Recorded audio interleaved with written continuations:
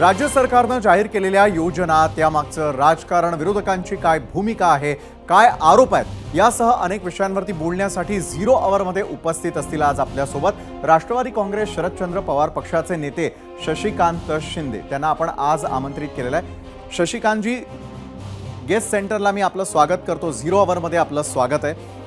विरोधक सातत्यानं टीका करतायत आणि दुसरीकडे सरकार विविध योजना आणत असल्याचं आपल्याला पाहायला मिळतंय. विरोधक म्हणून आजच्या योजनेकडे आणि या पूर्वीच्या योजनांकडे तुम्ही कसं पाहता?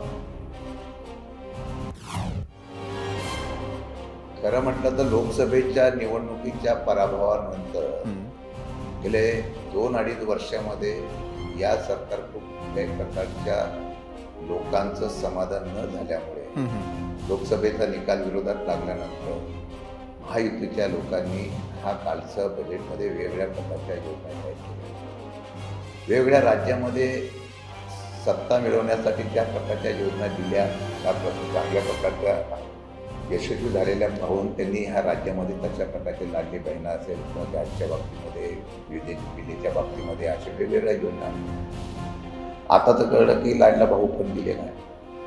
माझं मत आहे की त्यांनी लोकसभेच्या नंतर आत्ता सुद्धा त्यांनी लाडली बहिणाच्या पर्यंत असलेल्या याच्यामध्ये सर्वे केल्यानंतर सुद्धा महाराष्ट्राच्या जनतेचा कल हा महाविकास आघाडीच्या माध्यमातून आहे. काही सर्वेमधून सुद्धा आत्ता पाहायला मिळाल्यानंतर परत त्यांनी अजून वेगळ्या योजना जाहीर करण्याचा प्रयत्न चालू केलेला आहे. मला वाटतं की महाराष्ट्राची जनता फार सुज्ञ आहे आणि त्यांनी मागच्या काळामध्ये ज्या पद्धतीने हे सरकार पाडण्याचा प्रयत्न झाला त्याच्याबद्दलचा राग आणि ती चीड आजही महाराष्ट्राच्या जनतेमध्ये किंबहुना देशामध्ये जर बघितलं की 400 पारचा अपेक्षा करणाऱ्या ह्या सरकारला आज केंद्रामध्ये ज्या पद्धतीने काठावरचं बहुमत मिळालं, काही लोकांचा आधार घेऊन आणि तशाच पद्धतीने महाराष्ट्राचा सुद्धा कल येतोय असं दिसल्यानंतर यामध्ये अजून यशस्वी होण्यासाठी 2 महिन्यामध्ये ही निवडणूक होतात की रोज एक ना एक आता योजना जाहीर केलेल्या.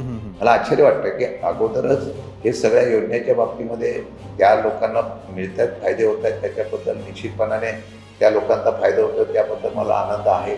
परंतु ह्या योजना पूर्ववत करताना ज्या पद्धतीने आता लाडली बहिणाचे ज्याप्रमाणे प्रतिसाद मिळतोय, तो प्रतिसादाला पैसे कुठून, निधी कुठून हा आणण्याचा प्रयत्न, अगोदरच कर्जाचा डोंगर प्रचंड उभा केलेला या सरकारने आहे. आणि हा एवढा डोंगर उभा केल्यानंतर यामध्ये 3 महिन्यापुरती निवडणुकीपुरतीच ही योजना आहे का अशी शंका उपस्थित होते. आणि मग या सर्वांचा विश्वास जरी यांना वाटत असला तरी मला वाटत नाही की निवडणुकीचा निकालाचा कौल हा महाराष्ट्रामधला लोकसभेसारखा ऐतिहासिक असेल.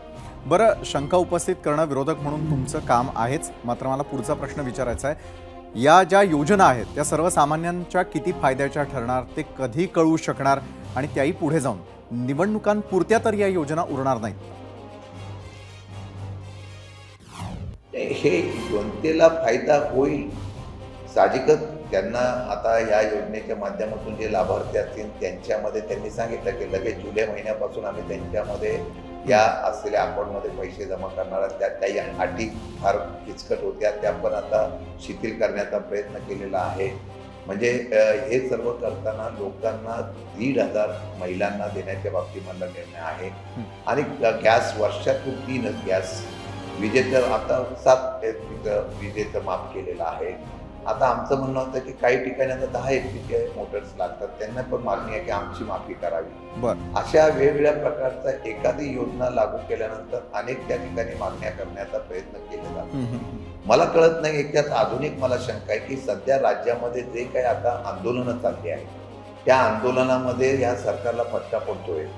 मग महाराष्ट्राचा असेल, ओबीसीचा असेल, वेगवेगळ्या समाजाच्या आज आंदोलनं होत असताना प्रत्येक समाजाला मंडळं देण्याचा केलेला निर्णय असेल किंवा आता या आंदोलनाच्या माध्यमातून आपल्या सरकारला कुठं अडचण निर्माण होते म्हणून मग या योजनेच्या माध्यमातून लोकांना अशा प्रकारे गोष्ट करण्याचा प्रयत्न होतो का, ही सुद्धा शंका माझ्यासारख्या कार्यकर्त्याच्या मनामध्ये आहे. बरं, राज्यातली तमाम तरुण मंडळी यावेळेला 0 आवर पाहते. त्यांच्या मनातला प्रश्न मला तुम्हाला विचारायचा आहे की तरुणांसाठी स्टायपेंड असेल, अप्रेंटिसशिप असेल, अशा प्रकारच्या विविध योजना लाडका भाऊच्या नावाखाली आणण्यात आलेल्या आहेत. मात्र यामुळे तरुणांना सगळ्यात जास्त भेडसावणारी मोठी समस्या ती म्हणजे रोजगारासंदर्भातली कायमस्वरूपी रोजगाराची समस्या या योजनांमुळे सुटेल का? हे असं आहे की आता काल एक बिल पास झालं. हं. त्या बिलामध्ये काय होतं, कौशल्य विकासमध्ये कालपर्यंत राज्य सरकार पुढाकार घेत होतं, ते कौशल्य विकासमध्ये त्यांनी आता खाजगीकरणाला वाव दिला. म्हणजे खाजगी विद्यापीठ, खाजगीकरणाचे आता ITI. मग सरकारने मागच्या वेळेला जे नवमहीन मला वाटतं त्यावेळेला मंत्री होते, त्यावेळेला त्यांनी कौशल्य विकासचा ITI अद्ययावत करायची, जी गरिबाची मुलं ITIमध्ये शिकतात. हो. टाटाच्या माध्यमातून कोलॅबरेशन करून जे आंध्र वगैरे इत्या राज्यामध्ये जशा प्रकारे रोबोट वगैरे अशा प्रकारचे आधुनिक तंत्रज्ञान देण्याचा जो संकल्प होता, त्याच्यासाठी सरकारने पैसे दिले नाहीत आणि 500 कोटी आता त्या सरकारने पैसे दिले नाही. आणि हे सरकार आता सांगतं की आम्ही अप्रेंटिसशिप वगैरे येते.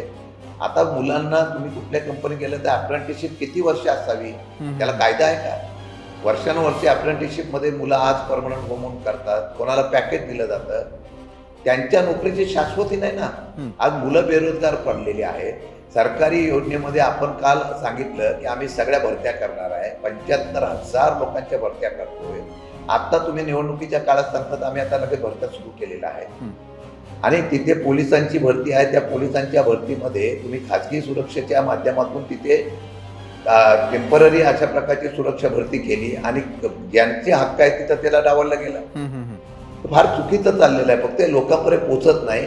आणि लोकांना हे कळल्यानंतर आता शेतकऱ्यांची काय परिस्थिती आहे?